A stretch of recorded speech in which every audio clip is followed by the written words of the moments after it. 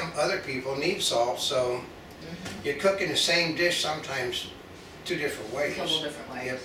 And number 5, this is one, especially for the times. Yeah, this is one that seems to be on everybody's list about with in-laws, with your children, you know, with your other spouse, anything. Said, don't talk about Obama. See, a lot of times they would say, don't talk about politics, but this year it's, don't talk about Obama. Yeah. And the reason is? They said he's the most polarizing political figure in American history. You either like him or you totally hate him. And how often can you get an entire family to agree on one thing? Oh, I can guarantee you in my family, I was a conservative liberal, Republican, which means I was in the middle. And my Angelique was a flaming liberal. I mean, she would have voted for Obama if Obama basically had been seen robbing a grocery store and beating up on little kids. She would have voted for it. She voted for the Democrats straight, just go down the line, vote for the Democrats. Straight ticket?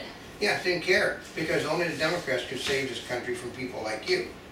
We'd have interesting discussions because it was always people like you. And why would you marry me if I was one of those people? Well, because I've learned that people like you can be lived with if you treat them right. No, this is what happens though. Remember that in a family situation, they said part of the family is going to be supporting the president and part of the family is not going to be supporting it. It just leads to all-out warfare if you talk about this president. You can talk about Ronald Reagan, you can talk about the Bushes, you can talk about Abraham Lincoln, but they said flat out, that's at the top of, it's in the top 3 of everybody's list, do not talk about President Obama during the holidays with any family members. You put him at number 5. Yeah. Well, we got a top 10 list, and most of them only have a 3 to 5 list though. Because remember, and this was our number 4, that this too shall pass. Take a deep breath. Yeah. Before you open your mouth and say something you might regret. That's one of those things. Remember that most of the people said used to take a deep breath, count to 10, and then supposedly you're supposed to get over it. My family is German and Irish. You think that the Germans and Irish were. This is why the rule with thumb was no fighting when we're together for the holidays, because my hair is starting to go back to being strawberry blonde again, but there's an awful lot of redheads in my family, folks, that have tempers, very bad tempers. Well, and sometimes it's just like you just have to bite your tongue and not say something. No, my grandmother, who was from Ireland, basically would go out of her way to cause a fight with parts of the members of the family. Oh, would she? Oh yeah, she's a mean little, scrappy little devil. So what'd you guys do? We'd sit there and She's your grandmother. My grandmother and my brother, should we help Grandma? And my father says she doesn't need any help. It's only 4 or 5 of them. So my grandmother would fight with her. She'd fight with anybody over. Well, she was a Roman Catholic. Roman Catholics have their own views, and her husband was a Jew. So. Oh, guess what? A spirited conversation. Very spirited conversation about the holidays. So that's why I talk about. We've got. We basically cover the religious gamut in my family, which means we are really Americans, folks, which means you're a little bit of this and that. So. Number 3, make lemonade out of lemons. Well, I don't it's not always that bad. Okay, just think. Well, no, I tend to think that my family tends to be a normal American family. What? Her American family basically is all fun and good. I should have been born into that family. What? Because you see, it would be all nice and thankful. Oh, you guys love the holidays. Because my grandmother, we got this huge Christmas tree, got all these presents, everybody ate, and I always go out of my way to make certain that people have a pleasant holiday. I mean, I sit there and play with little kids that I've never seen before. I always look forward to it. I scratch Monty's little backside to keep for her fleas. I try. I mean, I sat there the other night and cooked the most god-awful, beautiful turkey that I never had a piece of, so that it would really look good. And we set it in the refrigerator for 2 days. Turkey? No, I set it in the refrigerator, covered for days, and when they come back, they see, oh my God, look at this beautiful turkey. And they did it so well, they kept the covers on it for days. So. You finally cut it yesterday. Yeah, no, yeah. It was. I try. I mean, that was my rule. I put up Nobody in my family but me would put lights on Christmas trees. Nobody put Really? lights on the house or the property. No one, I cut the Christmas tree and brought it back. So I basically have, I was the one with the most Christmas spirit, the biggest grump in the family, which is the funny thing. Number 2, it's your life, get a grip. He's looking at me going, huh? Because sometimes people, when the families get together, they migrate back to when they were kids. Oh, absolutely. That much I do You know know. what I mean? You're an adult. If you're an adult. If you're a kid, you're a kid, right? Yeah, of course, in my family. What?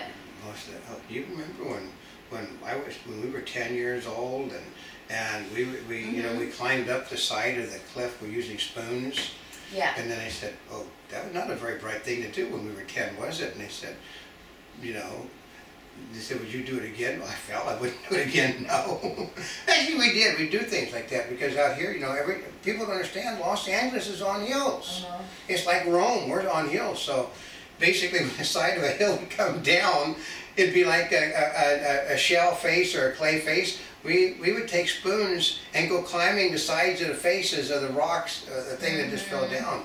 Stupid. We would talk about all the stupid things we did, and then you sit there and say, you realize your children are listening to how stupid you were, and how else to learn how not to do something than listening to their parents telling everybody all the stupid things. All the stupid things to avoid. Yeah, which means they can go out and do the same things, and we can't criticize them for doing it. Oh, yeah, they do those things. It's nothing like falling 50 foot down the side of a hill because you're using a spoon to make little handholds and foot thing. Yeah, Yeah, what is it? You're the adult act like it? I'm the adult act like it actually too. Remember that. Remember those toys are for the kids, not for the parents to play with first.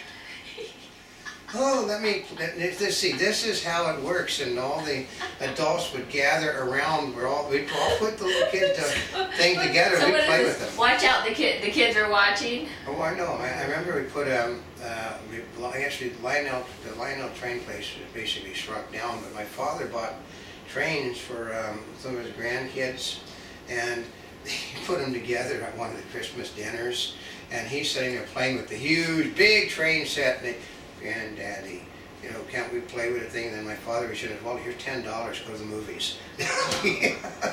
Yeah. This is also when we're saying it's your life, get a grip. This is not also the time to do the blame game, which is, I'm this way because you were the da-da-da-da-da-da. Oh, I always got that. 9 months of carrying you, and you say this to me. Yeah. That's why I'm in trouble all the time. Yeah, so make sure, Oh, we're Germans and Irish. See, you can tell. No wonder why your family was like that. We're predominantly German and Irish. Okay, now this last one, I bet you couldn't even do. Okay? Or could you? Now, the top 10 ways to surviving the holidays as family is, number 1 is? Honesty is not always the best policy, which I already told you I'd throw people out of the house. We say it's not, there's truth and honesty, and they always tell you to be honest. They don't always need to know everything. In other words, like, oh honey, how does this look?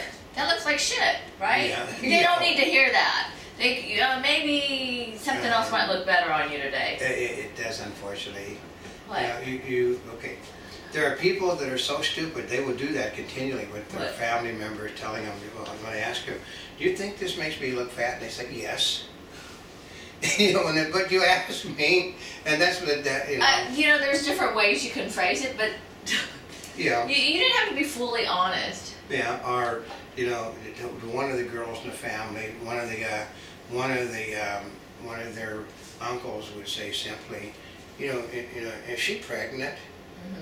And they say she's just well endowed. And they said she looks like she's been screwing somebody again. So, yeah, those are the things you don't want to. Oh God, the great conversations you'd have when people are out. There was a different thing too. That if you wanted to say something naughty in my house, you'd go outside the door. And then they'd be out there smoking their cigarettes or their tobacco, their pipes. We're talking to women too, folks. They'd be out there with cigars, and they'd be talking about what she couldn't talk about the inside, you know, like, God, you know, she is pregnant, isn't she? and then her father would say, she's not pregnant, she just eats too god blankety much. She's fat like her mother. And he said, well, we assumed that she was pregnant, which is why you married her. So, yeah. Well, you know, there's one thing, they do it behind, families will do it behind your back. They'll do it in front of your face.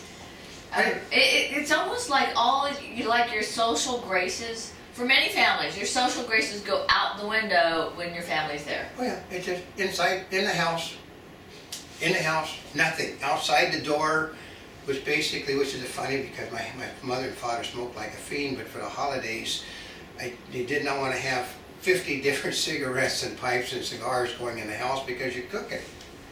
So everybody outside, and you know, because the weather here actually isn't that bad most of the time, so they'd go outside and they'd walk around the property, examine the things, and basically criticize the meal. So I didn't care. They weren't inside. They didn't break my rules. And then But it is, because some people think, oh, it's full disclosure. Oh, that's bad. I mean, okay. Right. Okay, we're going to take it. Every married couple, for the first one of these things they go to, are going to say the wrong thing to everybody. And so newlyweds, aren't they? That's how they know right off the bat. If they don't know if they don't know how long they've been married, they know real quickly when they make some stupid, god-awful statement.